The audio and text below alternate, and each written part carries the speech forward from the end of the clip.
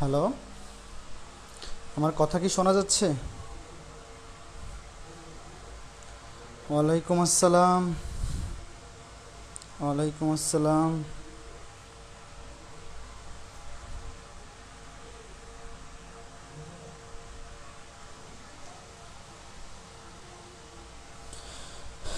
রুমাইসা মিম, হ্যাঁ আপলোড দিব, কিন্তু ওগুলা রেকর্ড করার টাইম পাচ্ছি না। মানে ওই লেকচারগুলো ডাউনলোড করলে কোয়ালিটি খারাপ হয়ে যায়। তো ইউটিউবে আপলোড দেওয়ার আগে আমি যেটা করি, স্ক্রিন রেকর্ড করি।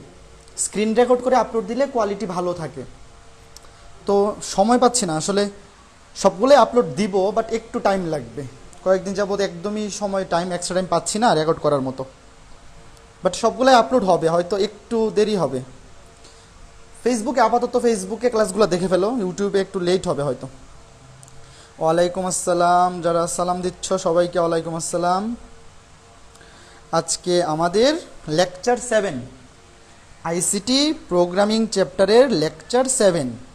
তো যারা এই ক্লাসটা করতেছো, আশা করি সবাই আগের ক্লাসগুলো দেখে আসছো। হয়তো সবাই দেখে আসো নাই, দেখে না আসলেও সমস্যা নাই।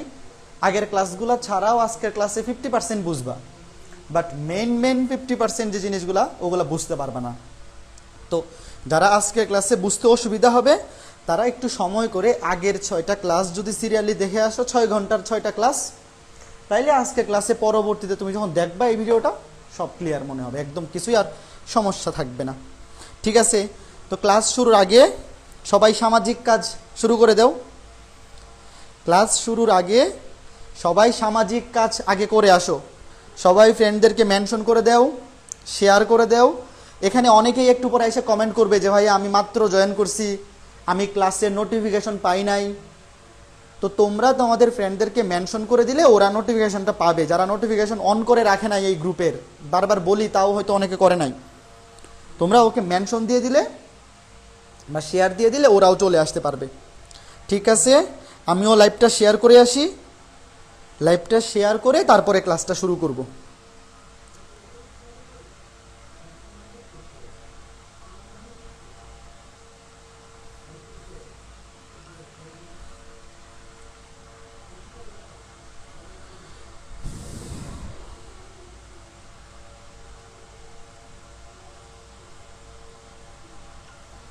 ঠিক আছে, একটু ওয়েট করো, আমরা 2 মিনিটের মধ্যে শুরু করে দিব। জাস্ট লাইভটা শেয়ার করে নিই। লাইভটা শেয়ার করে এই ওয়েট, আমি আর একটা লাইট জ্বালাই নেই, অন্ধকার লাগতেছে, ওই লাইটটা জ্বালাই নাই। হ্যাঁ, এখন ঠিক আছে। ঠিক আছে, আমরা শুরু করে দিব। শোনো, 9টায় কিন্তু আবার পরীক্ষা আছে। এই যে লাইভ ক্লাসে যারা আসছো, আজকে 9টায় কিন্তু ইন্টিগ্রেশনের উপর এমসিকিউ পরীক্ষা আছে। তো যারা ইন্টিগ্রেশন চ্যাপ্টারটা পড়ছিলা আমার লেকচারগুলো দেখে, বা আমার লেকচারগুলো না দেখে নিজেরাও পড়ছো, যেমনি হোক না কেন, নিজেরা যারা ইন্টিগ্রেশন পড়ছো তারা পরীক্ষাটা দিও। আজকে আমাদের ইন্টিগ্রেশনের এমসিকিউ পরীক্ষা রাত 9টায়, 9টা থেকে 9টা 30, 27টা এমসিকিউ থাকবে। যদিও আমি বলছিলাম যে 25টা এমসিকিউ থাকবে, বাট লাস্টে গিয়ে আরও 2টা এক্সট্রা এমসিকিউ, মানে যেগুলো ইম্পর্টেন্ট দেওয়া হয় নাই ওগুলো আমি অ্যাড করে দিয়েছি। মোট 27টা এমসিকিউ, 30 মিনিট সময়। আজকে রাত 9টা থেকে পরীক্ষা শুরু হবে। 9টায় আমি গ্রুপে পোস্ট করে দিব, তারপরে 9:30টার মধ্যে সাবমিট করতে হবে, 30 মিনিট সময়।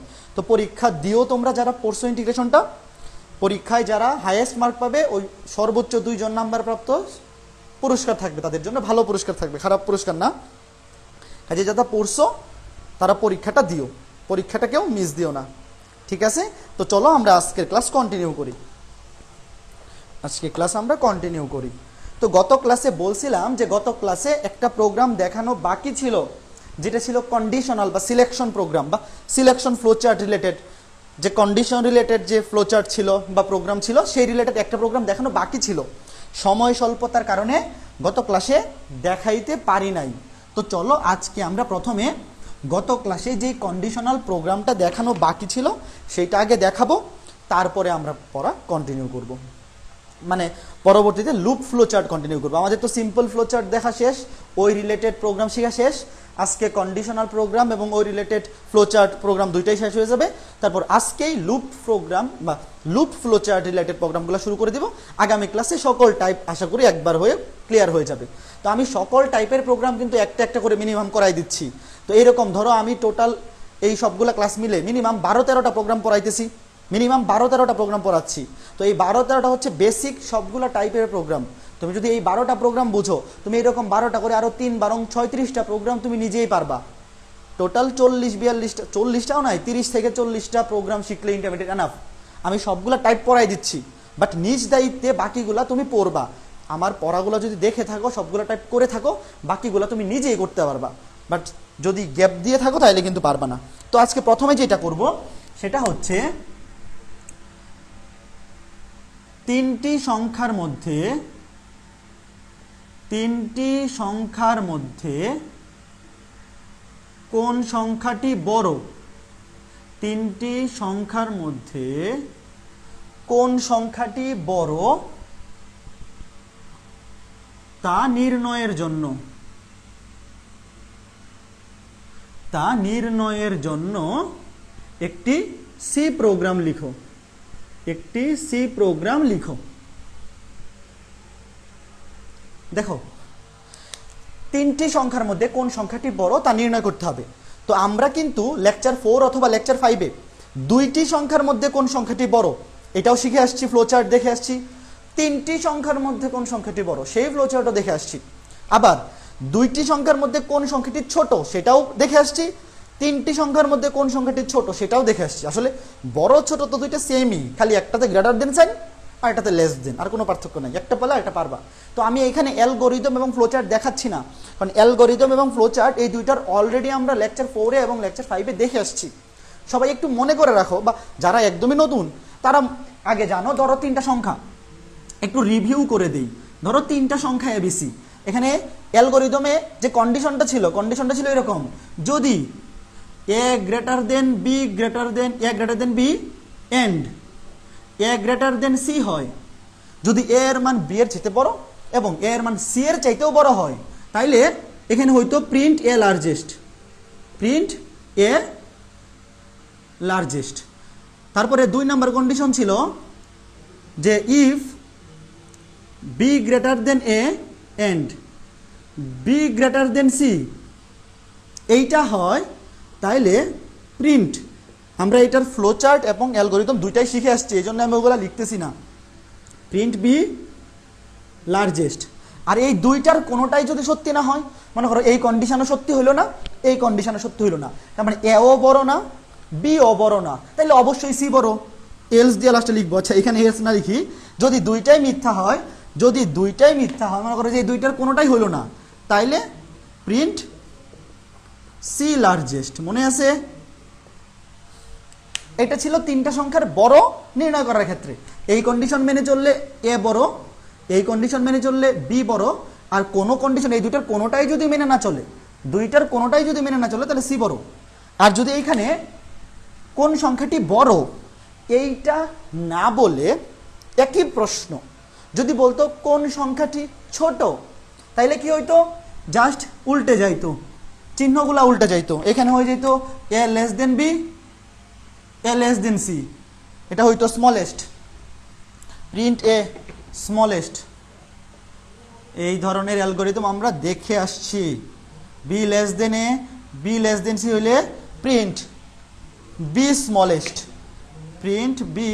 স্মলেস্ট, আর এই দুইটার কোনোটাই যদি সত্য না হয়, তাইলে অবশ্যই প্রিন্ট সি লার্জেস্ট, কারণ তখন সবচেয়ে বড় হবে সি। প্রিন্ট সি লার্জেস্ট, এটা আমাদের বেসিক জিনিস, ম্যাথমেটিক্যাল জিনিস। এটা অ্যালগরিদম তুমি যে পড়ো নাই সেও জানো, ফ্লোচার্ট যে শিখো নাই সেও জানো এটা। বাট আমাদের অ্যালগরিদম ফ্লোচার্ট শিখতে হবে, একটা ফরম্যাট জানতে হবে। যে প্রোগ্রামে আসলে তো আর এইভাবে লিখে দিলে হবে না। অ্যালগরিদম তো জাস্ট এমনি লিখে দিলে হবে না, স্টেপ 1, স্টেপ 2, স্টেপ 3 ভাবে বসাইতে হবে, ফ্লোচার্টে চিত্র আঁকতে হবে। তো এখন দেখো আমি প্রোগ্রামটা লিখি। যারা লেকচার 4, লেকচার 5, লেকচার 6 এই তিনটা পড়ে আসছো, আগের তিনটাও পড়ে আসা উচিত, প্রথম তিনটা তো একটু ব্যাখ্যামূলক ছিল। তো ওই তিনটা পড়ে আসছো, তারা জানো প্রথমে আমরা কি নিব? সি প্রোগ্রামটা লেখার জন্য হেডার ফাইল নিব। দুইটা হেডার ফাইল নিব। কি নিব? একটা নিব include stdio.h, প্রথম হেডার ফাইল include stdio.h, পরে আরেকটা হেডার ফাইল নিতে হবে ইনক্লুড conio.h, এই দুটো হেডার ফাইল আমাদের লাগবে, রাইট? এই দুটো হেডার ফাইল নেওয়ার পরে আমাদের কাজ কি? পরের কাজ হচ্ছে আমাদের মেইন ফাংশন ডিক্লেয়ার করতে হবে। মেইন ফাংশন ডিক্লেয়ার না করে প্রোগ্রাম স্টার্ট করলে লাভ নাই, কারণ মেইন ফাংশনের পর থেকেই কম্পাইলার কম্পাইল করা শুরু করে। তো তুমি মেইন ফাংশন ডিক্লেয়ার করতেই হবে। এবং আবার বলি, বারবার বলি, এই মেইন ফাংশন পর্যন্ত কোনো লাইনের শেষে সেমিকোলন দেয়া যাবে না, সেমিকোলন দেয়া যাবে না। এরপরে কি করতে হবে? সেকেন্ড ব্র্যাকেট দিতে হবে। সেকেন্ড ব্র্যাকেট দিয়ে প্রথমে ভ্যারিয়েবল ডিক্লেয়ার করতে হবে। এখানে ভ্যারিয়েবল কি কি আছে? এ বি সি ধরলাম তিনটা, এই যে তিনটি সংখ্যা ধরলাম, তিনটা সংখ্যা হচ্ছে এ বি এবং সি। তো এই যে তিনটা সংখ্যা, এরা কি ইন্টেজার? আমি ধরে নিলাম এরা ইন্টেজার। তিনটা সংখ্যার মধ্যে কোনটা বড়? আমি ধরে নিলাম এরা ইন্টেজার। প্রশ্নে যদি দশমিক সংখ্যার কথা উল্লেখ থাকে তুমি ফ্লোট নিতে পারো, বাট আমরা পূর্ণ সংখ্যা ধরে ইন্টেজার নিলাম। তুমি ফ্লোট নিলেও হবে, সমস্যা নাই, যেহেতু এখানে কিছু উল্লেখ নাই। লিখলাম ইন্টেজার এ বি সি। এইখানে কিন্তু অবশ্যই সেমিকোলন দিতে হবে, অবশ্যই সেমিকোলন দিতে হবে, মনে রাখবা। এই যে এই মেইন ফাংশনের পর থেকে সবগুলা স্টেটমেন্টের পরে সেমিকোলন দিতে হয়, শুধুমাত্র কন্ডিশনাল স্টেটমেন্টগুলো ছাড়া। যেখানে তুমি কন্ডিশন দেবে, যে গত ক্লাসে দেখাইছিলাম ইফ, এলস, ওগুলাতে সেমিকোলন দিতে হয় না। বাকি সবগুলাতে ফাংশনে শেষে বা সবগুলা স্টেটমেন্টের শেষে সেমিকোলন দিতে হবে। এই যে আমরা তিনটা ভ্যারিয়েবল ডিক্লেয়ার করে দিছি, এখন কি করব? এখন আমাদের স্ক্যানএফ ইনপুট নিতে হবে না? এই যে তিনটে ইন্টিজার ইনপুট দিতে হবে। তো ইনপুট দেওয়ার জন্য কোন ফাংশন? স্ক্যানএফ। ইনপুট দেওয়ার জন্য স্ক্যানএফ, আউটপুটের জন্য প্রিন্টএফ। স্ক্যানএফ ইনভার্টেড কমা দিলাম। স্ক্যানএফ এর নিয়ম কি ছিল? প্রথমে ডাটা ফরম্যাট। ইন্টেজারের জন্য ডাটা ফরম্যাট কি ছিল মনে আছে? ইন্টেজারের জন্য ডাটা ফরম্যাট ছিল %d। এখন এইখানে ইন্টেজার কয়টা আছে? এখানে ইন্টেজার আছে 3টা। তো %d দিতে হবে 3 বার, %d দিতে হবে 3 বার। তারপর ইনভার্টেড কমা শেষ, এই যে ইনভার্টেড কমা শেষ, ডাটা ফরম্যাট, তারপরে একটা কমা। এটা ছিল স্ক্যানএফ ফাংশনের লেখার নিয়ম, 3 নাম্বার লেকচারে পড়াইছি। ডাটা ফরম্যাট কমা, ডাটা ফরম্যাট ইনভার্টেড কমার ভিতরে। তারপরে কি করতে হবে? তারপরে এখানে সবগুলা ভেরিয়েবলের নেম উল্লেখ করে দিতে হবে।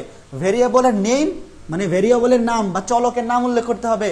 এবং অবশ্যই প্রত্যেকটা চলকের নামের সামনে একটা এন্ড দিতে হবে, একটা এন্ড দিতে হবে। এই যে দেখো 3টা চলক এ বি সি, 3টা চলক আছে। আমি প্রত্যেকটা চলকের নাম এখানে ডিক্লেয়ার করব, সামনে একটা করে এন্ড দিব। অনেকে ভাবতে পারে এগুলো কোত্থেকে আসতেছে? এলা আমাদের স্ট্রাকচার, স্ক্যানএফ ফাংশনের স্ট্রাকচার, আমরা 3 নাম্বার লেকচারে পড়ে আসছি। এখানে একটা করে কমা দিব, and A, and B, and C, semicolon শেষ।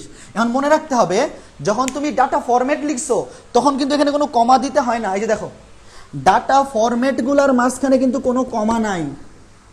আর ভেরিয়েবলের নেমগুলো যখন আমি এখানে আইডেন্টিফাই করছি বা উল্লেখ করে দিছি, তখন কিন্তু প্রত্যেকটা শেষে একটা করে কমা আছে এবং প্রত্যেকটার সামনে একটা করে এন্ড চিহ্ন আছে।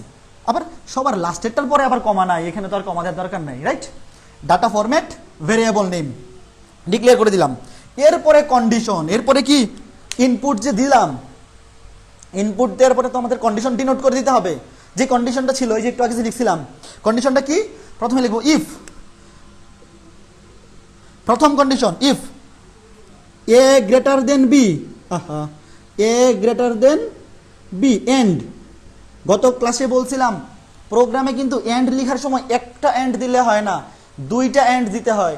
সমান চিহ্নের বেলায় 2টা সমান দিতে হয়, এন্ডের বেলায়ও 2টা এন্ড দিতে হয়। A greater than B, and A greater than C. এই যে যদি এই কন্ডিশনটা সত্য হয়, ইফ এ এর মান বি এর যেতে পারো এবং এ এর মান সি এর যেতেও পারো, তাহলে কি হবে? এ লার্জেস্ট। তাহলে কি হবে? Printf, printf, printf. প্রিন্টএফ কেন? কারণ এটা তো আউটপুটে দেখাবে কোনটা বড়, এটা তোমাকে শো করবে কোথায়? আউটপুটে না? তাহলে এই যে এই কন্ডিশনটা যদি মেনে চলে, তাহলে তোমাকে আউটপুট দিবে প্রিন্টএফ। কি দিবে? %l, এ লার্জেস্ট। তুমি এ লার্জেস্ট লিখতে পারো, অথবা আমি লিখতে পারো প্রিন্টএফ %d কমা দিয়ে এ, %d কমা দিয়ে এ। তো প্রিন্টএফ ফাংশনের ফরম্যাট কি ছিল? ডাটা ফরম্যাট কমা দিয়ে ভেরিয়েবল নেম, ডাটা ফরম্যাট কমা দিয়ে ভেরিয়েবল নেম। প্রিন্টএফে কিন্তু কোনো এন্ড চিহ্ন দিতে হয় না। এবং এখানে ভেরিয়েবল কেন শুধু এনেছি? কারণ এখানে শুধু এ দেখাবে, তোমাকে আউটপুট দেখাবে শুধু এ, মানে এই কন্ডিশনটা মেনে চললে লার্জেস্ট হচ্ছে শুধু এ। তাহলে এই যে আমাদের কাজ শেষ, প্রিন্টএফ পার্সেন্টি কমা এ। তাহলে এই কন্ডিশনটা মেনে চলে এইটা অ্যান্সার। এখন এই কন্ডিশনটা যদি সত্য না হয়, সবসময় যে এই কন্ডিশনটা সত্য হবে এমন তো না। ধরো এই যে ইফ, এই কন্ডিশনটা সত্য হইল না, আবার বলে নেই ইফ কন্ডিশনের শেষে কোনো সেমিকোলন দেয়া যাবে না। এই যে এখানে কোনো সেমিকোলন নাই, বাকিগুলাতে সেমিকোলন আছে, ইফ এর মধ্যে কোনো সেমিকোলন নাই। তো প্রথম কন্ডিশন যদি সত্য না হয় দ্বিতীয় কন্ডিশনে যাব। তো দ্বিতীয় কন্ডিশনে কি লিখতে হবে? এলস ইফ অথবা ইফ এলস, এলস ইফ অথবা ইফ এলস, যেটা খুশি। এলস ইফ দ্বিতীয় কন্ডিশনটা কি? মনে করো এটা সত্য হইল না, দ্বিতীয় কন্ডিশনটা হচ্ছে এখন যদি বি এর মান এর চাইতে বড় এন্ড বি এর মান সি এর চাইতেও বড় হয়, এটা ছিল সেকেন্ড কন্ডিশন। এখানেও কিন্তু সেমিকোলন দেয়া যাবে না, এগুলো কন্ডিশন, সেমিকোলন দেয়া যাবে না। তাইলে এখানে প্রিন্টএফ কি হবে?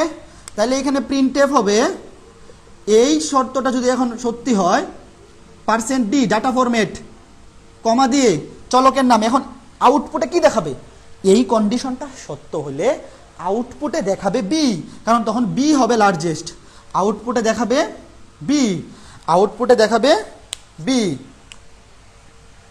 এখন দেখো এই দুইটার ধরো কোনোটাই সত্য হইল না, এই দুইটার কোনোটাই সত্য হইল না। মনে করো যে এই যে ইফ লিখে যে কন্ডিশনে লিখলাম, এটা যদি সত্য হয় এটা আউটপুট দেখাবে। এলস ইফ লিখে যে কন্ডিশনটা লিখলাম এটা যদি সত্য হয় এটা আউটপুট দেখাবে। এই দুইটার কোনোটাই যদি সত্য না হয় তাহলে আউটপুট কি দেখাবে? C largest.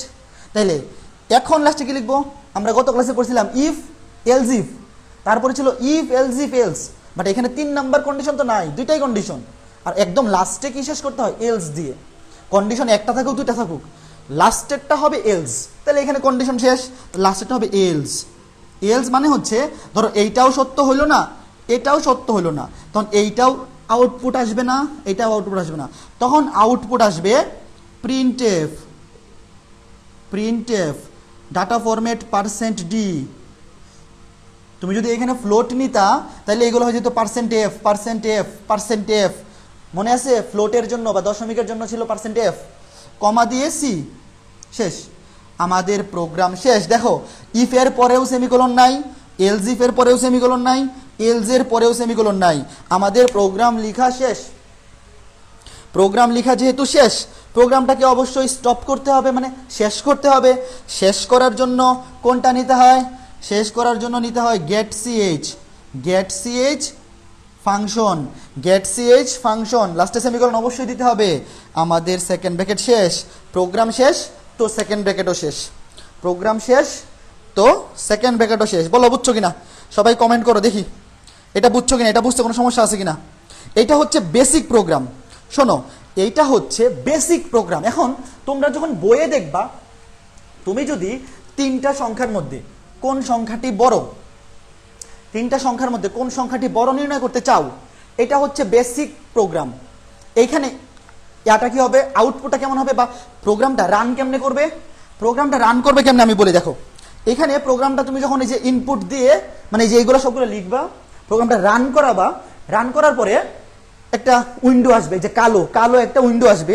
এই উইন্ডোটাতে তোমাকে প্রথমে ইনপুট দিতে হবে। মনে করো যে 2 4 6, 3টা সংখ্যা ইনপুট দিলা। ইনপুট দেওয়ার পরে এখানে সবচেয়ে বড় কোনটা? 6, অ্যান্সার দেখাবে 6। অথবা তুমি ইনপুট দিলা 7 6 7 8, 6 লিখে কিবোর্ডে ইনপুট দিলা, মানে এন্টার দিলা, 6 লিখে এন্টার দিলা, 7 লিখে এন্টার দিলা, আউটপুট আসবে 8। বাট জিনিসটা একটু ন্যাংটা ন্যাংটা লাগতেছে না? ন্যাংটা ন্যাংটা বলতে এখানে এরকম মনে করো যে তুমি 2 4 6 আউট ইনপুট দিলা, ইনপুট দিয়ে ক্লিক এন্টার দিলা, এন্টার দেওয়ার পরে অ্যান্সার আসলো 6। আরেকজন যদি আসে তখন আইসা দেখে তুমি কি প্রোগ্রাম লিখছো, সে বুঝবে, হয়তো অনুমান করতে পারবে যে তুমি বড়টা শো করতেছো। বাট এই প্রোগ্রামের আউটপুটটা দেখতে এই যে এইরকম দেখতে একটা সাদামাটা মনে হচ্ছে না? সাদামাটা মনে হচ্ছে না? সাদামাটা মনে হচ্ছে তো। তো এই জন্য আমরা এটাকে একটু মেকআপ করবো, এই প্রোগ্রামটাকে একটু সুন্দর করব, সাজাবো, মেকআপ করাবো। এই যে একটু লিপস্টিক দেওয়াবো, চুড়ি পরাবো, কানের দুল পরাবো, আরো কি কি পরে টিপ দেয় না এরকম পরাবো। বাট এগুলো ম্যান্ডেটরি না। তুমি যদি প্রোগ্রামটা এইভাবে লিখো তাও তুমি ফুল মার্কস পাবা, কারণ মেকআপ না করলেও সবাই সুন্দর, নাকি? মেকআপ করে কেউ সুন্দর হইতে পারে না, মেকআপ ছাড়াই প্রত্যেকটা মানুষ সুন্দর। তো এই যে মেকআপ ছাড়া প্রোগ্রামটা দেখো কত সুন্দর, প্রত্যেকটা মানুষ যেরকম মেকআপ ছাড়াই সুন্দর, মানুষ কি কখনো অসুন্দর হইতে পারে? সৃষ্টির সেরা জীব। এই প্রোগ্রামটাও দেখো, দেখতে কত সুন্দর লাগতেছে না? আমার কাছে মনে হয় প্রোগ্রামটা এইভাবেই সবচেয়ে বেশি সুন্দর, আমার কাছে যেটা মনে হয়। এখন তোমার বইয়ে দেখবা এগুলাকে আরেকটু মেকআপ করছে। ওরা কি করছে? এরা এইখানে আরেকটা প্রিন্টে বানছে, যে এইখানে এই যে এই ইন্টিজারের পরে স্ক্যানএফ এর আগে, এরকম পঞ্চম লেকচারও দেখাইছিলাম যে এখানেও ইচ্ছা করলে তুমি প্রিন্টএফ দিতে পারবা। প্রিন্টএফ মানে এই না যে আগে আউটপুট দিয়ে দিচ্ছ। প্রিন্টএফ মানে যেটা প্রোগ্রামে শো করবে, মানে তুমি যখন রান করাবা আউটপুটে শো করবে। প্রিন্টএফ মানেই সে আউটপুটে শো করবে। তো তুমি যদি এখানে প্রিন্টএফে লিখো এটা যে প্রিন্টএফ, মনে করো যে এইখানে এই লাইনটা তুমি যদি লিখো প্রিন্টএফ, প্রিন্টএফ লিখলা ইনপুট 3 নাম্বারস বা এন্টার 3 নাম্বারস, এন্টার 3 নাম্বারস লিখে একটা কোলন দিলা, সেকেন্ড ব্র্যাকেট দিয়া সেমিকোলন দিয়ে দিলা। প্রিন্টএফ এন্টার 3 নাম্বারস, যেহেতু এখানে আমার 3টা সংখ্যা ইনপুট দিতে হবে। তুমি যদি স্ক্যানএফ এর আগেই এই প্রিন্টএফ ফাংশনটা এখানে ইউজ করো, তাইলে তুমি যখন ইনপুটগুলো দিবা প্রোগ্রাম রান করার সময়, তখন তোমাকে প্রোগ্রামে আগে লেখা আসবে, এই লেখাটা ভাসবে, এই যে এই লেখাটা ভাসবে। প্রিন্টএফ এর মধ্যে ইনভার্টেড কমার ভিতর, প্রিন্টএফ ফাংশনে ইনভার্টেড কমার ভিতর তুমি যা লিখে দিবা প্রোগ্রামে হুবহু প্রথমেই তা শো করবে। তোমাকে আগে দেখাবে এন্টার 3 নাম্বারস, এন্টার 3 নাম্বারস, এই যে সেমিকোলন, এই যে কোলনটা, এই কোলনটা এখানে দেখাবে। তুমি তখন ইনপুট দিলা 8 9 10, 3টে ইনপুট দিয়া এন্টার দিয়ে দিলা, তখন অ্যান্সার আসবে 10। তো একটু সুন্দর হইলো, বাট এখনো একটু সাদামাটা আছে। এখানে যে ইনপুট আউটপুট আসতেছে 10, এটার সামনেও যদি লেখা থাকতো দ্য লার্জেস্ট নাম্বার ইজ, এখানে যদি লেখা থাকতো এরকম the largest number is, the largest number is 10, তাইলে কি আরো সুন্দর হইতো না? এখন এই দ্য লার্জেস্ট নাম্বার ইজ এটা কিভাবে আনবো? অথবা দা দরকার নাই, শুধু লার্জেস্ট নাম্বার, আমার দি দিয়া কি করবো না, দা দিয়া দরকার নাই, লার্জেস্ট নাম্বার ইজ 10, তাহলে আরো সুন্দর হইতো। তো এই লার্জেস্ট নাম্বার ইজ এটা কোথায় দেখাবা? অবশ্যই প্রোগ্রামে যা শো করবা সবকিছু মেকআপ করতে হবে প্রিন্টএফে, সবকিছু মেকআপ করতে হবে প্রিন্টএফে। প্রিন্টএফ মানে কি? মানুষ তো মেকআপ মুখেই করে, তাই না? এই গেঞ্জির ভিতর যা আছে ওখানে তো মেকআপ করে না। মনে করো আমি যদি মেকআপ করি, আমি কি এই যে শার্টের ভিতর আমার এই যে পেট মেকআপ করবো, আমার এখানে মেকআপ করবো, এই দেখাই যাচ্ছে না, তাই না? তুমি কি কাপড়ের ভিতরের কোনো অংশ মেকআপ করো না, মুখেই তো মেকআপ করো যেটা দেখা যায়। তো এইখানে মেকআপ করতে হলে অবশ্যই প্রিন্টএফে মেকআপ করতে হবে, অবশ্যই প্রিন্টএফে প্রিন্টএফে প্রিন্টএফে প্রিন্টএফে, যেটা তোমাকে শো করবে। তো এখন কথা হচ্ছে লার্জেস্ট নাম্বার ইজ 10, এই লার্জেস্ট নাম্বার ইজ যদি তুমি দেখাইতে চাও কই লিখবা? এই যে দেখো এখানে প্রিন্টএফ, প্রিন্টএফ %d ডাটা ফরম্যাটটা আগে দিয়ে দিবা, %d ডাটা ফরম্যাটটা আগে দিয়ে দিবা। এটা কিন্তু ফরম্যাট কিন্তু দিতে হবে, ডাটা ফরম্যাট মিস দেওয়া যাবে না। এরপরে লিখবা লার্জেস্ট নাম্বার ইজ কমা দিয়ে এ, আহা কমা দিয়ে এ, তারপরে ইনভার্টেড কমা শেষ। এই যে এখানে যে ইনভার্টেড কমাটা শুরু হয়েছিল, এই দেখো এই যে এখানে তো শুধু আগে %d লিখছিলাম, কোনো মেকআপ করি নাই। এখন এই যে %d দিয়া আমার যেটা দেখানো দরকার বা যেটা শো করা দরকার লার্জেস্ট নাম্বার ইজ, সেটা লিখে তারপরে এখানে কমা দেওয়ার দরকার নাই, অবশ্য কমাটা এই যে দিয়া ইনভার্টেড কমাটা দিয়া তারপরে দিবা, ইনভার্টেড কমাটা দিয়ে তারপরে কমা। এই যে ইনভার্টেড কমাটা শেষ করবা, ইনভার্টেড কমাটা শেষ করে তারপরে কমা। এখন এই যে এখানে এ যদি লার্জেস্ট হয়, মনে করে 10 যদি লার্জেস্ট হয়, আউটপুটে দেখাবে লার্জেস্ট নাম্বার ইজ 10। একইভাবে এইখানে লিখে দিবা, এখানেও লিখে দিবা লার্জেস্ট নাম্বার ইজ, তুমি এইখানে যা লিখে দিবা আউটপুটে তাই দেখাবে, তুমি এখানে যা লিখে দিবা আউটপুটে তাই দেখাবে। প্রিন্টএফের মধ্যে তুমি যা লিখবা আউটপুটে তাই দেখাবে। Largest number is inverted comma শেষ কমা সি। তোমার যদি ইচ্ছা হয় এখানেও কোলন দিবা, তোমার যদি ইচ্ছা হয় এখানেও একটা কোলন আসবে, মানে লার্জেস্ট নাম্বার ইজ লিখে কোলন আসবে, তাহলে তুমি যে এখানে একটা কোলন দিয়ে দেবে ইনভার্টেড কমার আগে। ইনভার্টেড কমার আগে একটা কোলন দিয়ে দিবা, এখানে একটা কোলন দিয়ে দিবা, এখানে একটা কোলন দিয়ে দিবা, রাইট? ঘটনা কি বুঝতেছো কিনা জানি না, বাট জিনিসগুলো কিন্তু খুবই সোজা। তুমি সিস্টেম বুঝলে যা খুশি। স্ক্যানএফ এর আগে প্রিন্টএফ, স্ক্যানএফ এর আগে তুমি যদি প্রিন্টএফ দেও তাইলে ইনপুট নেওয়ার আগে শো করবে, ইনপুট নেওয়ার আগে শো করবে, যা লিখে দিবা তাই শো করবে। তুমি যদি এখানে 3টা সংখ্যা ইনপুট দিবা তো তোমার তো এন্টার 3 নাম্বারস, এইটাই দেওয়া সবচেয়ে সুন্দর জিনিস, তাই না? এর চেয়ে আর বেশি কি দিবা? তোমার যদি মনে হয় না আমি দিব এন্টার এনি 3 নাম্বারস, হবে enter 3 numbers as you wish, হবে, যা লিখে দেবা তাই শো করবে। এখন সেম প্রশ্নটা যদি 3টি সংখ্যা বড় না বইলা 3টি সংখ্যার মধ্যে কোন সংখ্যাটি ছোট বলতো, ছোট বলতো, জাস্ট এই যে গ্রেটার দেন গুলো লেস দেন হয়ে যেত, এটা হয়ে যেত লেস দেন বি, এটা হয়তো লেস দেন সি, তখন এটা হয়ে যেত লার্জেস্টের জায়গায় স্মলেস্ট, এটা হয়ে যেত লার্জেস্টের জায়গায় স্মলেস্ট, এটা হয়ে যেত B less than A, B less than C, B smallest, percent D smallest number is smallest. কাজ শেষ, দেখো কাজ শেষ। যদি 3টা সংখ্যা না বললে 2টা সংখ্যা বলতো, 2টা সংখ্যা বললে তো পানি ভাত, ওটা তো বেশি সোজা, 2 লাইন হয়ে যাবে, ওই জন্য ওটা দেখাইলাম না, ওটা নিজেরা করবা। বলো বুঝছো কিনা, আমি একটু রেস্ট নেই, কমেন্ট করি, বলো এই প্রোগ্রাম বুঝছো কিনা, বলো বলো বলো বলো বলো বুঝছো কিনা, তাড়াতাড়ি তাড়াতাড়ি, ফাস্ট ফাস্ট ফাস্ট কমেন্ট করি, তাড়াতাড়ি বলো তাড়াতাড়ি। পোলাপান কই, পোলাপান কই, কমেন্ট করো না কেন? যা বুঝছো কমেন্ট করো তাড়াতাড়ি। আয় হায়, কমেন্ট আসে না কেন, কমেন্ট আসে না কেন? আমাদের কন্ডিশনাল ফ্লোচার্ট শেষ হইল, কন্ডিশনাল।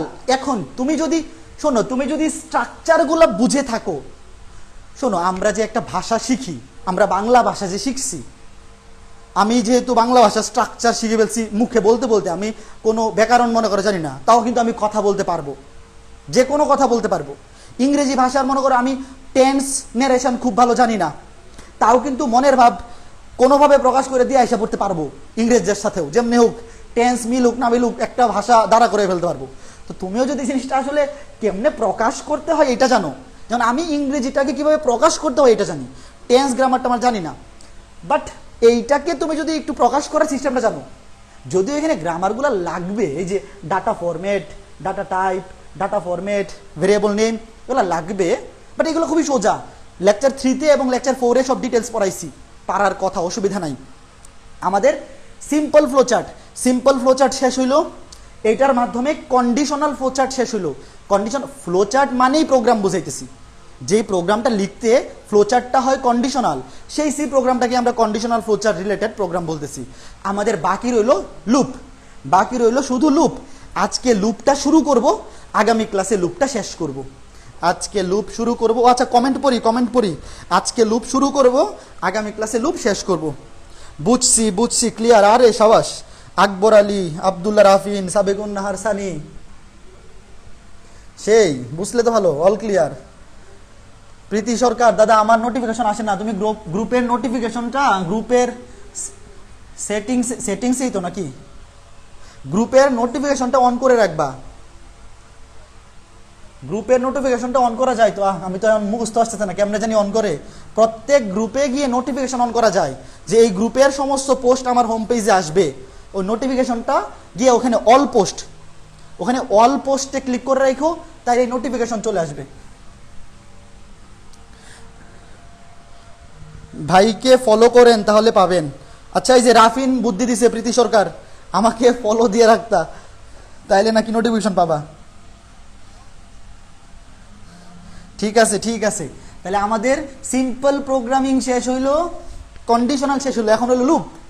এখন পরীক্ষায় সবচেয়ে বেশি আসে লুপ প্রোগ্রামিং, পরীক্ষায় সবচেয়ে বেশি আসে লুপ প্রোগ্রামিং। কাজেই এতদিন যা পড়লাম তার চাইতে বেশি ইম্পর্টেন্স হচ্ছে, বা বেশি ইম্পর্টেন্স পাবে আজকে এবং আগামী ক্লাসে যা পড়াবো, লুপ ফ্লোচার্ট বা লুপ ফ্লোচার্ট রিলেটেড প্রোগ্রামিংগুলো খুবই ইম্পর্টেন্ট। তো লুপ ফ্লোচার্ট, গত ক্লাসে যে লিপ ইয়ার পড়াইছিলাম, কন্ডিশনালের মধ্যে, কন্ডিশনাল প্রোগ্রামের মধ্যে সবচেয়ে বেশি ইম্পর্টেন্ট হচ্ছে এই লিপ ইয়ার এবং তিনটা সংখ্যার মধ্যে কোনটা বড় কোনটা ছোট। এই বড় ছোট কম আসে, বাট লিপ ইয়ার যে পড়াইছি, লিপ ইয়ারের প্রোগ্রামটা যে ভালো করে বুঝছো সে তো ভালোই, বাট যে বুঝো নাই এরকম যদি হয় যে তুমি পইরাও বুঝতেছো না, মুখস্থ করে ফেলবা। যদিও মুখস্থ করাটা ভালো না, বাট এটা এত বেশি আসে পরীক্ষায়, তো তুমি মুখস্থ করে যদি চালায় দিতে পারো নাম্বার পাই যাইলা। বাট অবশ্যই বুঝে পড়া চিন্তা করবা। এরকম যদি হয় যে না আমি আর বুঝতেই পারতেছি না, তাহলে আর কি করবো, মুখস্থ করে ফেলবা, পরীক্ষায় আসার চান্স খুব বেশি। এখন লুপ ফ্লো চার্ট।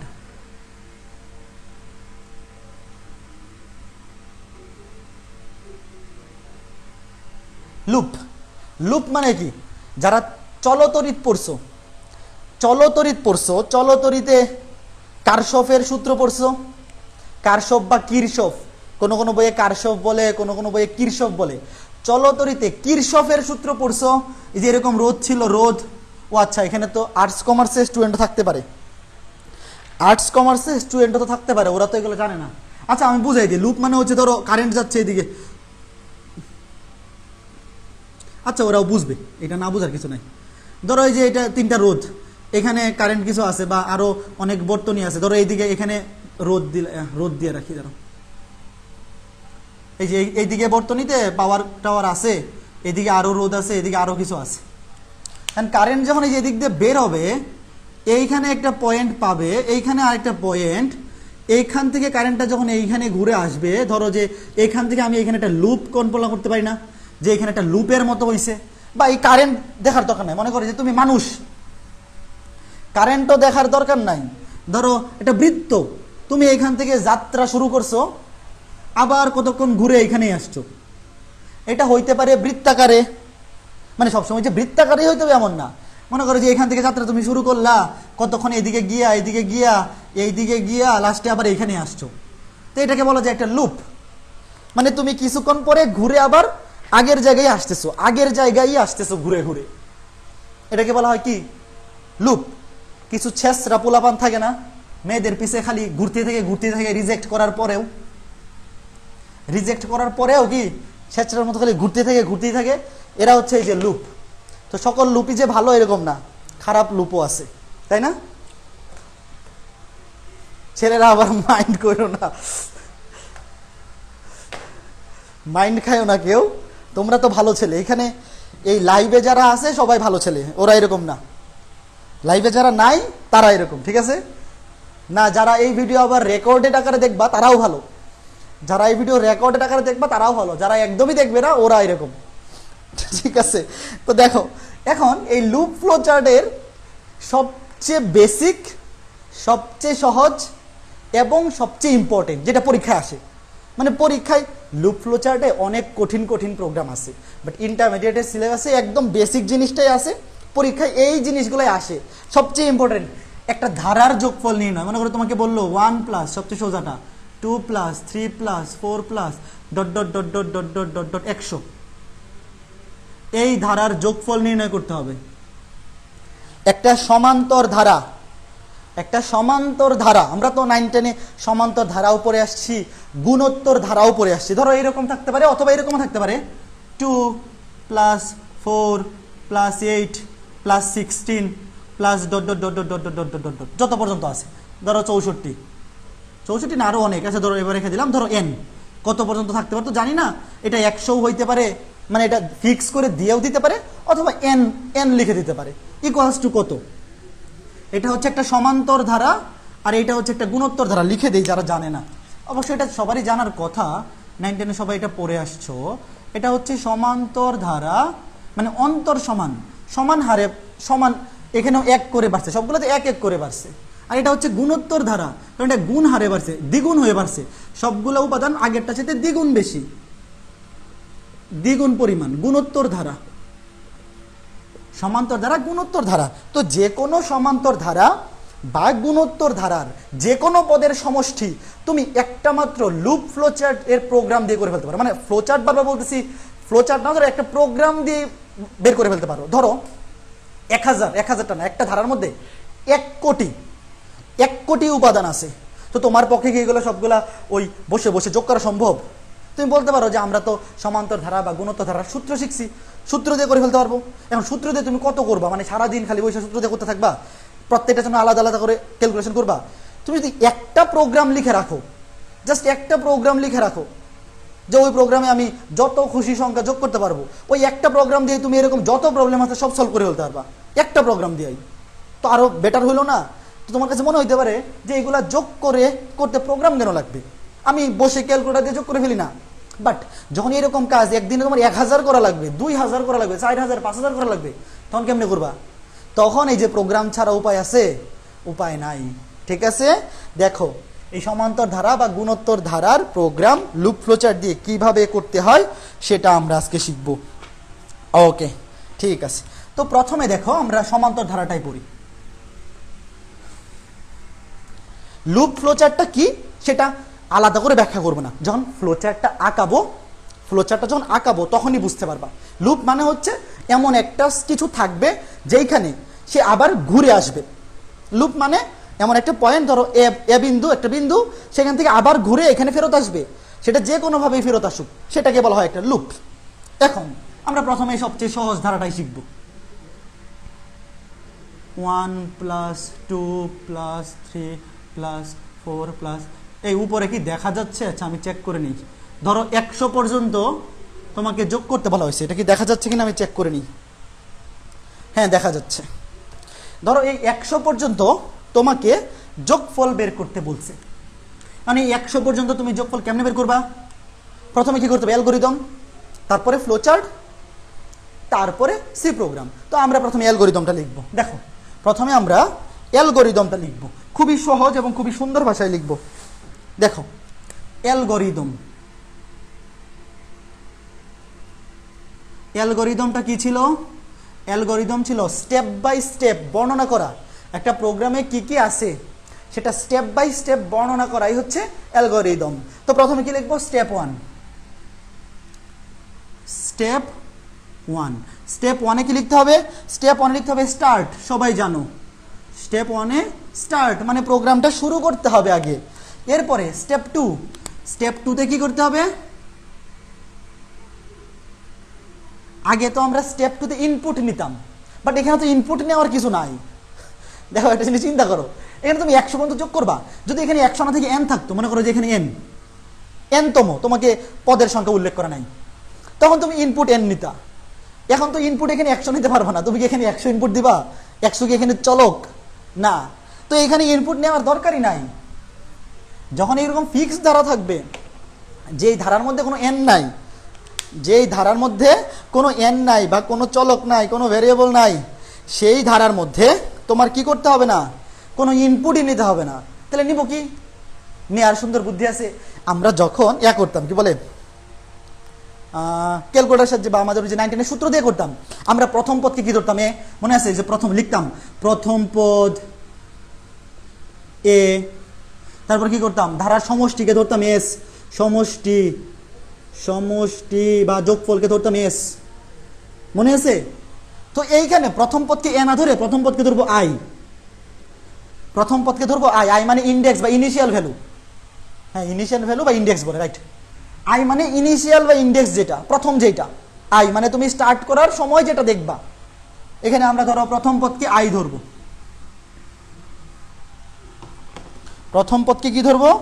প্রথম পদকে ধরবো আই।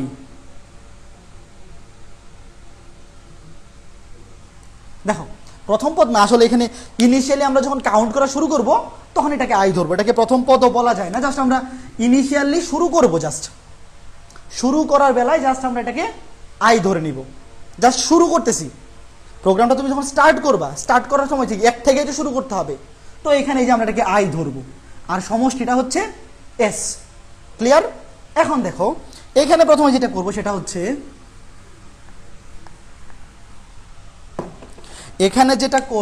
হচ্ছে, আমরা প্রথমে আই এবং এস, আই মানে ইন্ডেক্স, এস মানে সামেশন, প্রথমে মানে গণনা শুরু করার আগে ইন্ডেক্স কত?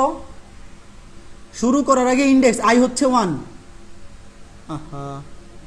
আই হচ্ছে n1। আমরা কিন্তু এখনো প্রোগ্রাম শুরুই করি নাই, ধরো আমরা এখনো গণনা শুরুই করি নাই।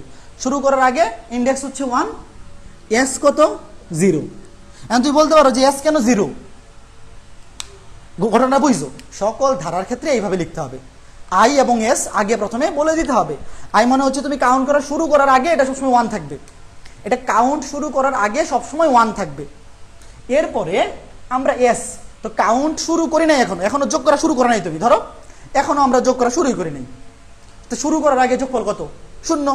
ধরো এটা হচ্ছে ওই যে আমরা বলতাম না, তোমরা যখন পড়তা ভি নট, এই যে আদিবেগ ভি নট, মানে যখন টি 0, যখন টি এর মান 0 তখন বেগের মান ভি নট, একদম সময় গণনা শুরুর আগে যে বেগ ছিল সেটা ছিল ভি নট। তো এইখানে ওই যে সময় শুরু হওয়ার আগে বা গণনা শুরু করার আগে সামেশনের মান হচ্ছে 0, আমরা এখনো যোগ করা শুরুই করি নাই।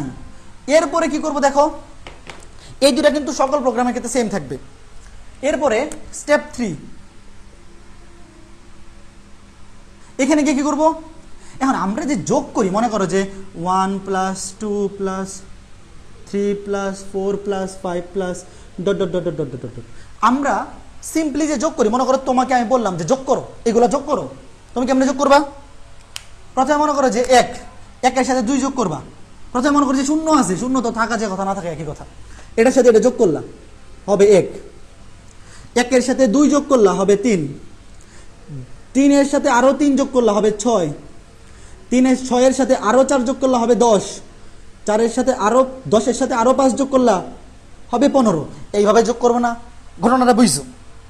এইভাবে তো যোগ করবা, একটা একটা করে সামনে আগাবা। তো কম্পিউটারও কি করবে, বা প্রোগ্রামে আমরা কেমনে লিখে দেবো, যে এইভাবেই তো লিখতে হবে, প্রোগ্রামটা এইভাবে যোগ করে সামনে আগাবে। এখন এই প্রোগ্রামটা যদি আমরা এইভাবে এখানে লিখতে চাই স্টেপ 3-তে, মানে এইখানে যে কাজটা করছি, ধরো এইখানে যে কাজটা করছি, এই কাজটা কম্পিউটারকে বুঝাইতে হবে, রাইট? তুমি যে প্রোগ্রামটা লিখতেছো, উদ্দেশ্য কি? কম্পিউটারকে বোঝানো। যদিও এখানে কম্পাইলার রেখে কম্পাইল করবে, আসলে বুঝাইতে হবে কম্পাইলারকে, কম্পিউটারকে না, কম্পাইলারকে বুঝাইতে হবে। তো কম্পাইলার যেন পরে অনুবাদ করে প্রোগ্রাম রান করাইতে পারে। তো কম্পাইলারকে তুমি বোঝাবা যে এই এই কাজটা করতে হবে, কারণ কম্পাইলার তো কিছুই বুঝে না, মানে ওর তো মাথায় কোনো বিবেক বুদ্ধি নাই। তুমি এই জিনিসটা কেমনে বুঝাইতে পারবা? দেখো কেমনে বুঝাইতে পারবা, তুমি তাকে বলে দিতে পারো যে s = s + i এবং i = i + 1। এখন তুমি বলতে পারো যে এগুলো আবার কি লিখতেছেন, s = s + i কেমনে হয়, যেমন a = a + 2, এটা আবার কেমনে হয়? হ্যাঁ, এটা বীজগণিতে হয় না। দেখো a = a + 2, এটা বীজগণিতে কখনো সমান হইতে পারে না, বাট প্রোগ্রামের ক্ষেত্রে এটার মানে হচ্ছে ধরো a এর মান এইখানে যত ছিল তার সাথে 2 করে বাড়তে থাকবে। মনে করো এখানে 5 হইলে হবে 7, 7 হইলে হবে 9, 9 হইলে 11, 11 হইলে 13।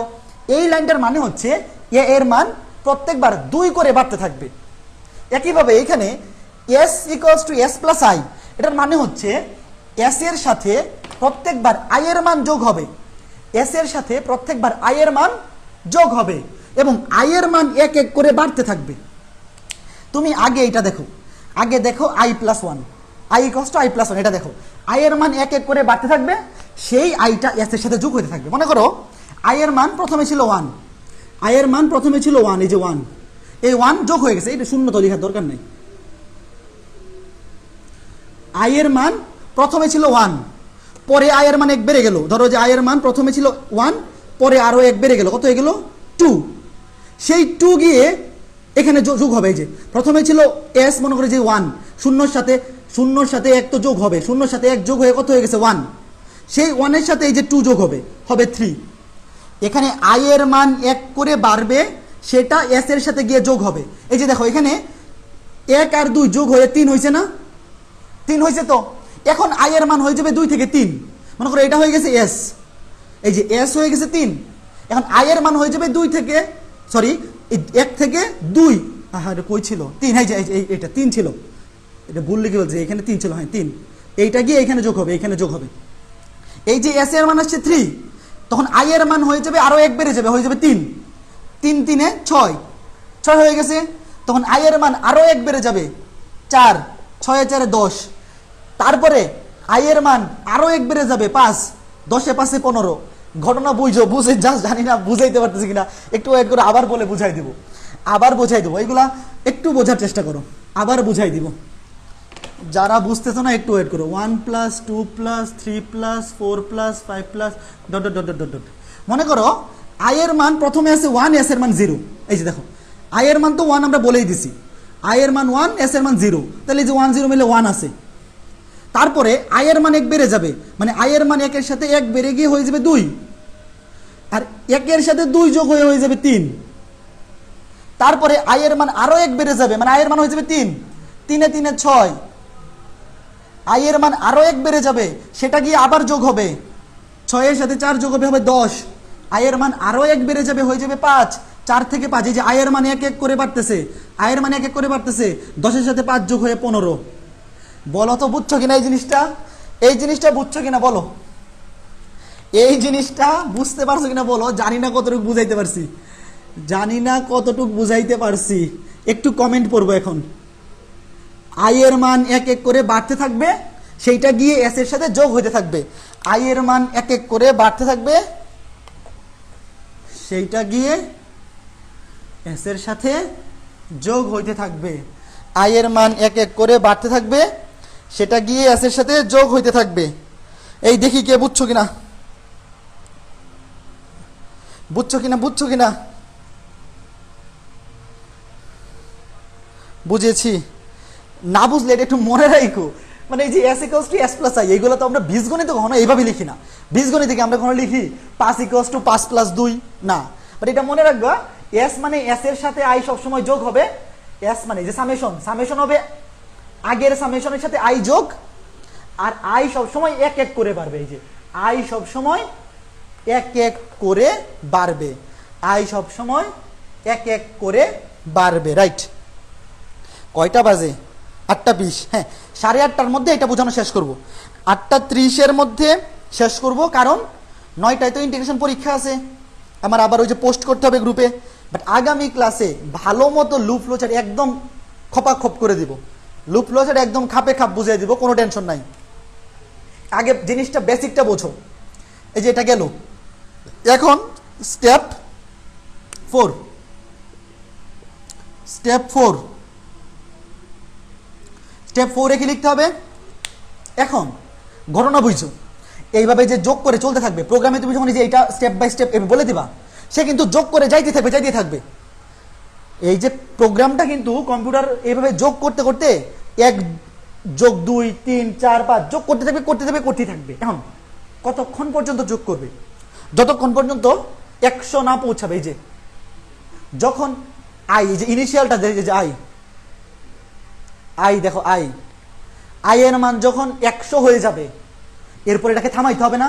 তুমি যদি এটাকে এইভাবে ছাইড়া দেও, তুমি মনে করো যে এটাকে এই যে এই আই বানাইয়া এমন প্রোগ্রাম বানিয়ে ছাইড়া দিলা, তাহলে তো সে সারা জীবন যোগ করতেই থাকবে। পৃথিবীতে কি এই সংখ্যার কোনো অভাব আছে? সে সারা জীবন যোগ করতে থাকবে, করতে থাকবে, আউটপুট দিবে মনে করো যে 100 কোটি বছর পরে। আজি হতে 100 বর্ষ পরে। রবীন্দ্রনাথের কবিতা পড়ছো? আজি হতে 100 বর্ষ পরে। কে তুমি পড়েছ কি জানি, পরিছমোর কবিতাখানি ভুলে গেছি, এটা পড়ছিলাম। আজি হতে 100 বর্ষ পরে, তো এইখানে আজি হতে 100 কোটি বৎসর পরে আসবে। আমাকে থামাইতে হবে এটাকে। এই প্রোগ্রামকে কেমনে থামাবো? স্টপ লিখে থামানো যাবে না। স্টপ লিখে তো তুমি এমন ভাবে থামাবা যেন সে এই যে 100 পর্যন্ত যোগ করে থেমে যায়। ডিরেক্ট স্টপ দিয়ে দিলে তো সে যখন খুশি তখন থেমে যাবে। এখন এখানে কি বলতে হবে? বলতে হবে if I lesser equal 100, if I এর মান 100-র চাইতে ছোট অথবা সমান হয়, যতক্ষণ পর্যন্ত আই এর মান 100 থেকে ছোট হয়, 3 4 5 6 7 8 9 90, এগুলো তো 100 থেকে ছোট, যতক্ষণ পর্যন্ত 100 থেকে ছোট হবে ততক্ষণ পর্যন্ত চলবে, অথবা যতক্ষণ পর্যন্ত আই এর মান 100-এর সমান হবে। এই যে দেখো, হয় ছোট অথবা সমান, মানে 100-এর চাইতে সবগুলো ছোট সংখ্যা এবং 100 নিজে, এই কন্ডিশনটা যতক্ষণ পর্যন্ত চলবে, দেন go to step 3, go to step 3। এখন এই যে দেখো, এইটা হচ্ছে লুপ।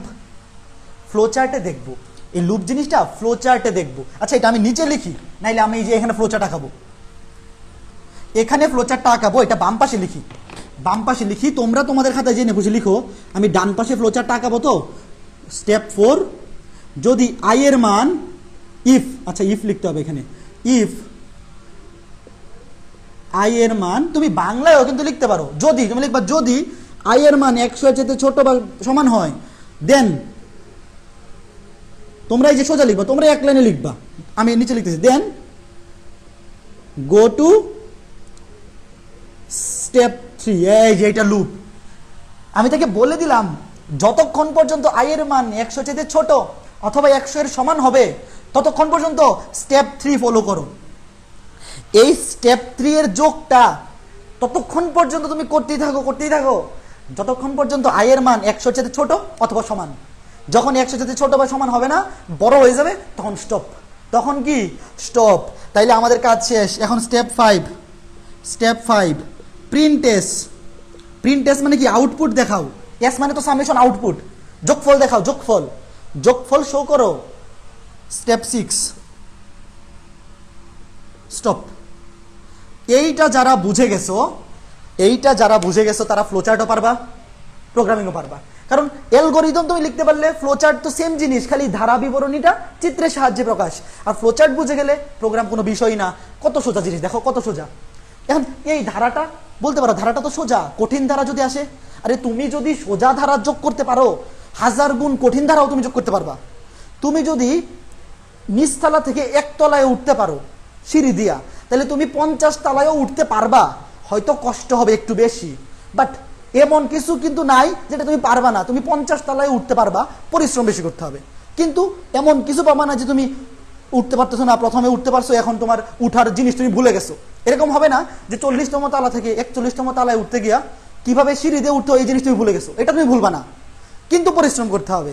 এই একইভাবে এই প্রোগ্রাম তুমি যদি শিখে যাও, সকল ধারার প্রোগ্রাম তুমি পারবা। হয়তো একটু পরিশ্রম করে ওগুলো প্র্যাকটিস করতে হবে, আর কিছুই না, সব সেম। এখন অ্যালগরিদম শেষ, এখন ফ্লোচার্ট।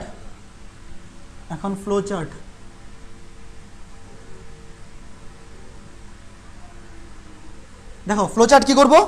ফ্লোচার্ট শুরু হবে কি দিয়া? স্টার্ট দিয়া।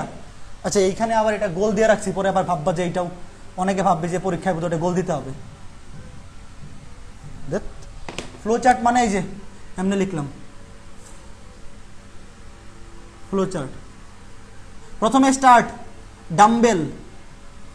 ডাম্বেল চিহ্ন দিয়ে স্টার্ট, রাইট? দাঁড়াও, ফ্লোচার্টটা ডানে আঁকাবো, কারণ পরে অ্যালগরিদমটা মুছা দিয়ে ওখানে লিখবো প্রোগ্রামটা। ফ্লোচার্ট, এই যে স্টার্টের পরে কি? এখানে কিন্তু কোনো ইনপুট নাই, কারণ এখানে 100 পর্যন্ত দেওয়া আছে, তোমাকে কোনো এন দেয় নাই। যদি এন থাকতো, যে এনতম পথ পর্যন্ত যোগ করো, তাহলে ইনপুট আসতো। এখানে ইনপুট নাই, ডিরেক্ট প্রসেসিং। এই যে এটা কি প্রসেসিং। এই যে এটাও প্রসেসিং, এটাও কিন্তু প্রসেসিং। দেখো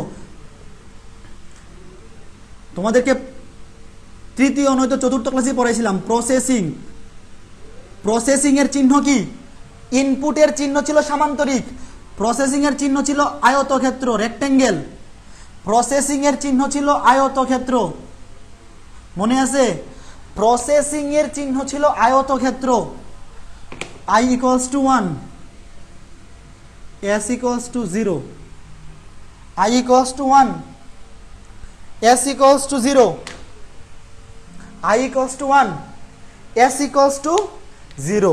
এখন দেখো এই যে স্টেপ 3 তে কিন্তু একটা লুপ আছে। কি আছে? লুপ। স্টেপ 3 তে, স্টেপ 2 তো লিখে ফেলছি, স্টেপ 3 তে একটা লুপ আছে। কি আছে? লুপ আছে। কারণ কি?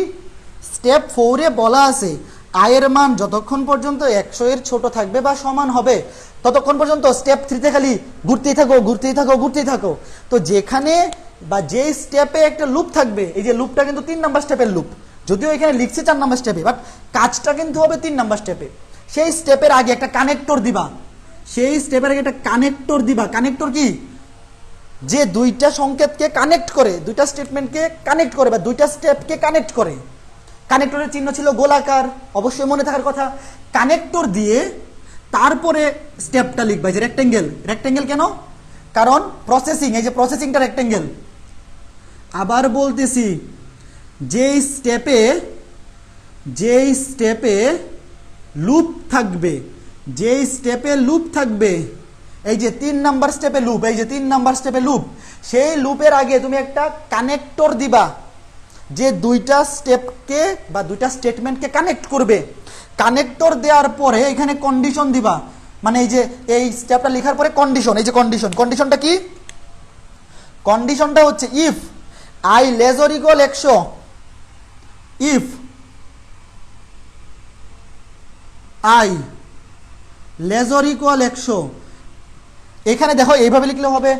তোমরা জানো প্রোগ্রামে লেস অর ইকুয়ালকে এইভাবে লেখা হয়, গত ক্লাসে পড়াইছি, গত ক্লাসে না, ওই তৃতীয় চতুর্থ লেকচারে সবই পড়াইছি। প্রোগ্রামে লেস অর ইকুয়ালসকে এইভাবে লেখা হয়, এটা প্রোগ্রামে। ফ্লোচার্টে তুমি এইভাবে লিখতে পারো, এইভাবেও লিখতে পারো। ফ্লোচার্ট তো আমাদের ভাষা, ফ্লোচার্টে আমরা যেভাবে খুশি লিখতে পারি। ফ্লোচার্ট বা অ্যালগরিদমে তুমি এইভাবে লিখো, সমস্যা নেই, বাট প্রোগ্রামে যেভাবে লিখতে হবে, সি প্রোগ্রামে এইভাবে লিখতে হবে, সি প্রোগ্রামে ওইভাবে লিখলেই হবে, ঠিক আছে? তো এখন দেখো এখানে এটা মুছে দিই, এই যে কন্ডিশনটা, মানে এই কন্ডিশনের পরে কি করতে হবে? এই যে কন্ডিশনটা লিখলাম।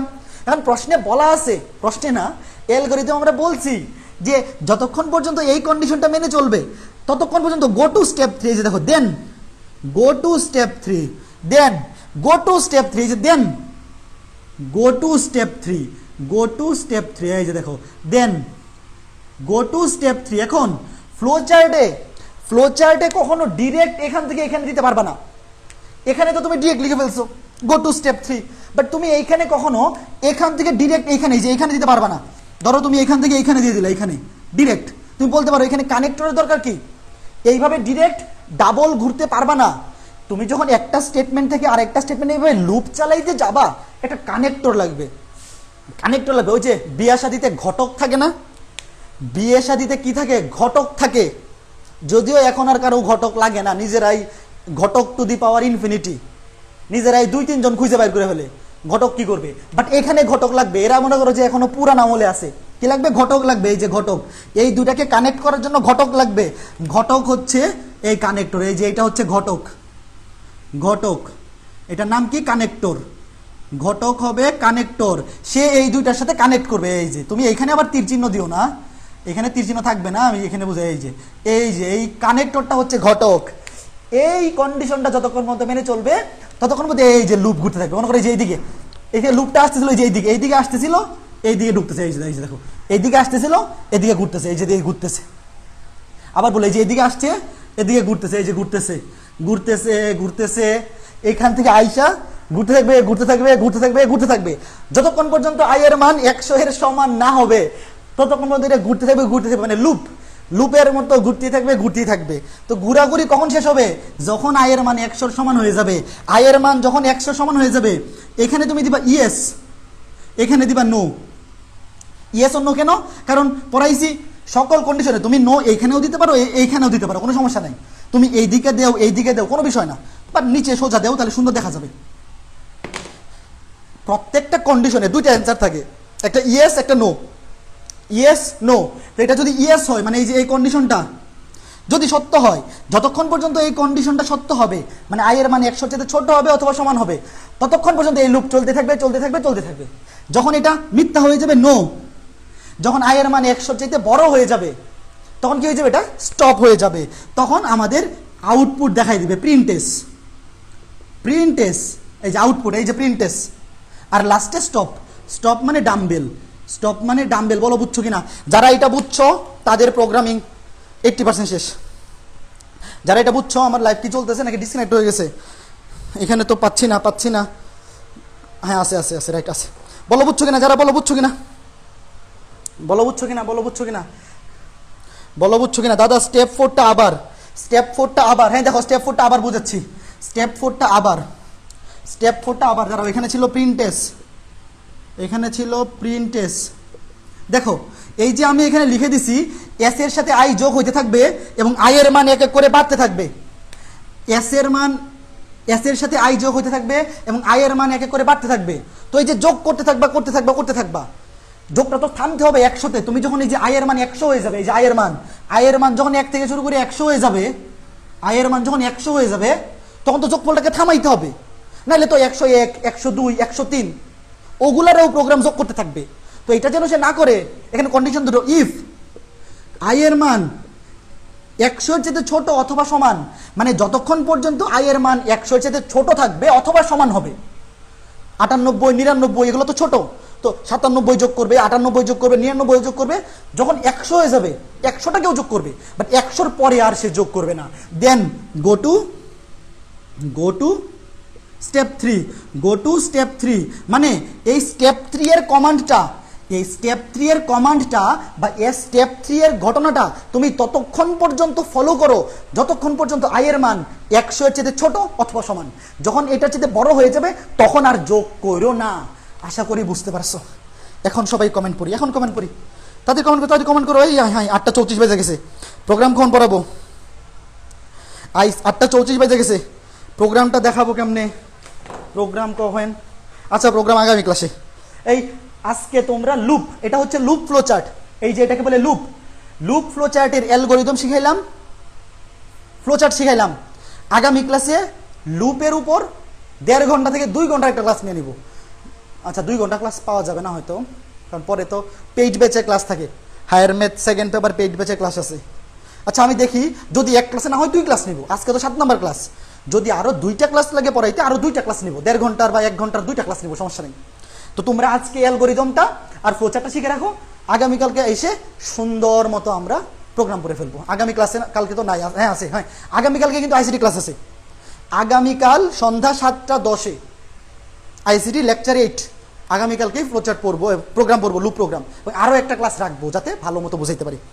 ঠিক আছে। আর কে কি কমেন্ট করতেছে দেখি। দাদা আজকে না হলিডে ছিল? হ্যাঁ হলিডেই তো, আরে আজকে তো হলিডে, আমরা হলিডের মধ্যে একটু পড়ে ফেলছি।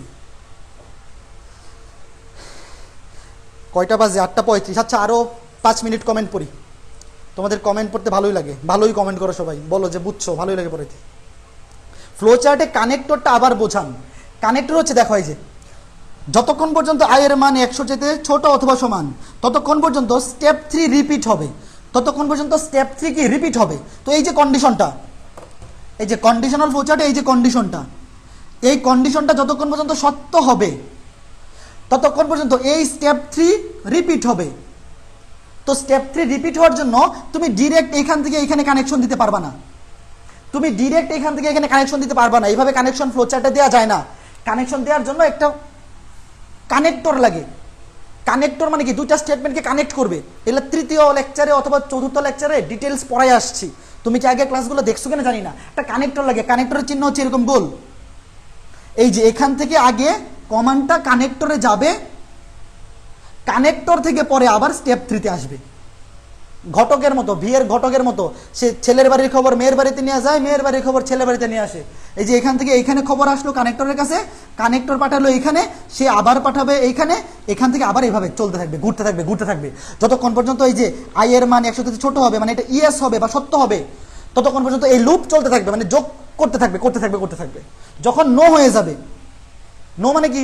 আই এর মান ধরো 100 যেতে বড় হয়ে গেল, এই যে এই কন্ডিশন মিথ্যা হয়ে গেল, তখন সে যোগ বন্ধ করে দিবে, সে আউটপুট দেখায় যে মানে ততক্ষণ যে 100 পর্যন্ত যোগ হয়ে গেলেই তো আমাদের উত্তর বের হয়ে যাবে না, তো তখন সেটা উত্তর দেখাই দিবে। আর 101, 102, 103 সেগুলাকে আর যোগ করবে না।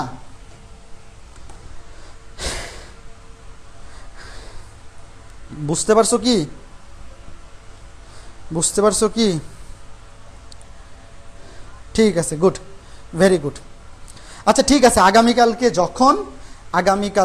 যখন এই প্রোগ্রামিংটা পড়াও, মানে যে এটা প্রোগ্রাম লিখবো তো আগামী ক্লাসে, তো প্রোগ্রাম লেখার আগে এই ফ্লোচার্টটা আরেকবার বুঝাই নিব। ঠিক আছে, ফ্লোচার্টটা আরেকবার বুঝাবো, তারপরে প্রোগ্রামটা শিখাবো। ঠিক আছে, আজকে ক্লাস তাহলে এ পর্যন্ত থাকুক। আর 9টায় ইন্টিগ্রেশন পরীক্ষাটা দিও, যারা ইন্টিগ্রেশন পেপারটা পড়ছো তারা এমসিকিউ পরীক্ষাটা দিও, আর যারা একদমই পড়ো নাই তারা তো আর পরীক্ষা দিয়ে লাভ নাই।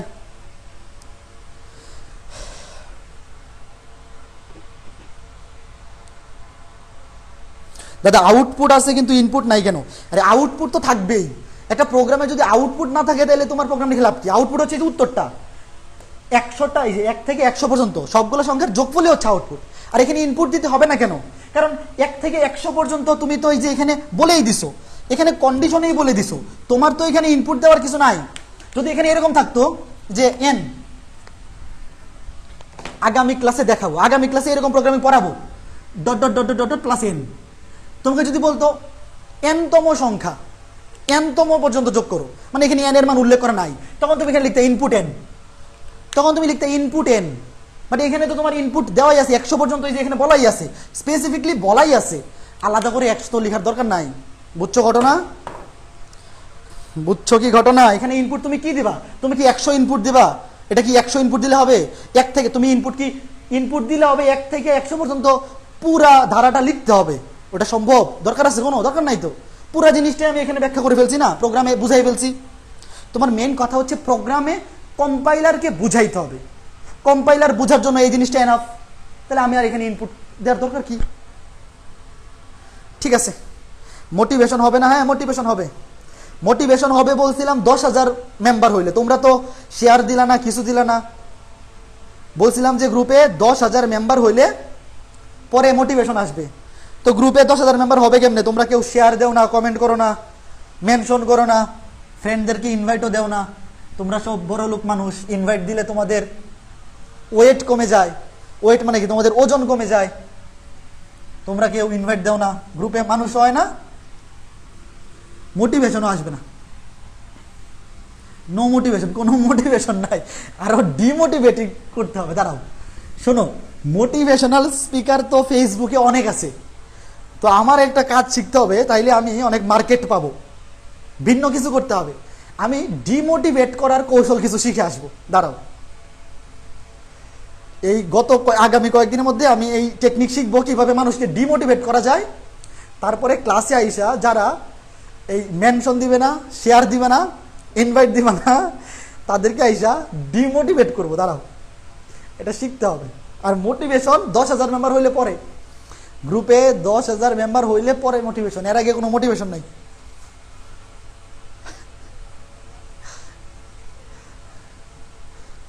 ঠিক আছে, আর কে কমেন্ট করতেছে? দাদা আমারও লাগবে, কি মোটিভেশন লাগবে? মোটিভেশন তো ভাবছিলাম আজকে রাতে লাইভে এসে দিব, ভাবছিলাম আজকে রাতে লাইভে আসবো। আজকে তো ক্লাস নাই, আজকে তো শুক্রবার। নর্মালি তো প্রতিদিনই শনি সোম বুধ অথবা রবি মঙ্গল বৃহস্পতি রাত 10টায় প্রাইভেট ব্যাচের ক্লাস থাকে। রবি মঙ্গল বৃহস্পতি second paper batch, first paper batch, আর শনি সোম বুধ সেকেন্ড পেপার ব্যাচ রাত 10টায় ক্লাস থাকে। তো আজকে শুক্রবার তো কোনো ক্লাস নাই, ভাবছিলাম 10টায় লাইভে এসে মোটিভেশন দিব। মোটিভেশন না, আসলে আমি মোটিভেশন দিতে পারি না, মানে আড্ডা দিব আর কি। তোমরা প্রশ্ন করবা, কিছু বলার থাকলে, জিজ্ঞাসা করা থাকলে করবা, আমি উত্তর দিব। বাট তোমরা তো ইনভাইটও দিলা না, গ্রুপে 10,000 মানুষও হয় নাই, লাইভে আসা বিলম্ব হচ্ছে। ঠিক আছে, আজকে ক্লাস এই পর্যন্তই। আগামী ক্লাস আগামীকালকেই, আইসিটির আগামী ক্লাস লেকচার 8 আগামীকাল রাত 7:10। আজকে তো একটু দেরি হয়ে যাওয়া, 7:30-এ শুরু করছি। আগামীকালকে চেষ্টা করবো 7:10-এ শুরু করার। ঠিক আছে দাদা, এটা ঠিক না। কোনটা ঠিক না? ডিমোটিভেট করা ঠিক না। ভিডিওটা দেখে এমনিতেই ডিমোটিভেটেড হয়ে গেছি। কেন ডিমোটিভেটেড হওয়ার কি বললাম? ডিমোটিভেটেড হওয়ার কিছু তো বলি নাই। আচ্ছা, তুমি ডিমোটিভেটেড হইলে তোমাকে আবার ডিমোটিভেটেড করে দিব, তাহলে মাইনাসে মাইনাসে প্লাস হয়ে তুমি মোটিভেটেড হয়ে যাবা। মাইনাসে মাইনাসে প্লাস করতে হয় না? তো একবার ডিমোটিভেটেড করে যদি আরেকবার ডিমোটিভেট করি, তাহলে তুমি মাইনাসে মাইনাসে প্লাস হয়ে মোটিভেটেড হয়ে যাবা, কোনো সমস্যা নাই। কালকের ক্লাসটা কইরো, মাইনাসে মাইনাসে প্লাস বানাই দিব। ঠিক আছে, আজকে ক্লাস তাহলে এ পর্যন্তই। ধন্যবাদ সবাইকে যারা ক্লাসে ছিলা, ফ্রেন্ডদেরকে মেনশন করছো, লাইভটা শেয়ার করছো, সবাইকে ধন্যবাদ। যারা ফ্রেন্ডদেরকে মেনশনও করো নাই, শেয়ারও করো নাই, তাদেরকে ধন্যবাদ দেব না, তাদের ধন্যবাদ কাটা, ধন্যবাদ মায়ের। ঠিক আছে, থাকো, আজকে দেখা হবে আগামী ক্লাসে। থ্যাংক ইউ সবাইকে।